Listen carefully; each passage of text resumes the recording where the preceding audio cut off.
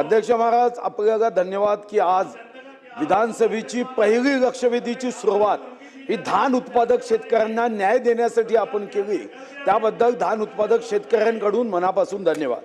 अध्यक्ष महाराज, खरं तर मी शासनाचं अभिनंदन करेन की मागच्या वर्षी कधी नव्हे एवढे 1586.71 कोटी हे माननीय देवेंद्रजीच्या नेतृत्वात असणाऱ्या महायुतीच्या सरकारने धान उत्पादक शेतकऱ्यांना अध्यक्ष महाराज दिले। या ठिकाणी जनतेच्या हितासाठी सरकार आलं तेव्हा मात्र आपण पहिल्यांदा 15,000 रुपये 2 हेक्टरच्या आत आपण बोनस दिलं आणि त्यानंतर 23-24 24-25 ला 20,000 रुपये हेक्टर प्रमाणे आपण बोनस दिलं।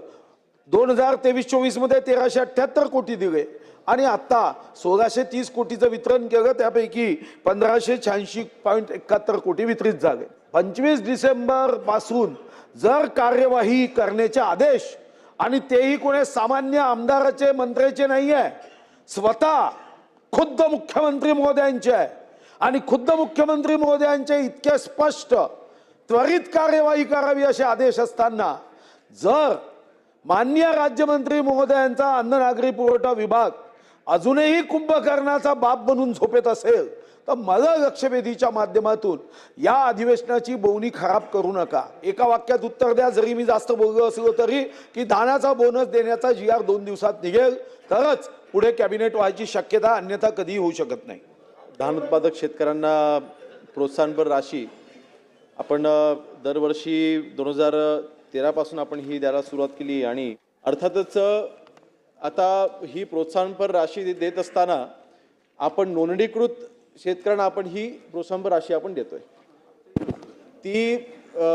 ते जे काही धान आहे ते खरेदी केलेलं असावं किंवा नसावं, नोंदणी केली आपण त्यांना बोनस देऊन टाकतोय। आणि आता ही अर्थातच जर का रक्कम वाढते म्हणजे खरेदी वाढते असं त्याचा अर्थ होतो। आपण म्हटलात खरं की या घोषणा आपण करावी, 2 दिवसामध्ये आपण GR काढावा अशी घोषणा करणं आपल्याला माझ्याकडनं अपेक्षित आहे, परंतु ही आकडेवारी आहे ती समोर आहे आणि म्हणून आपल्याला काही रिव्ह्यू करणं हे नक्कीच आवश्यक आहे।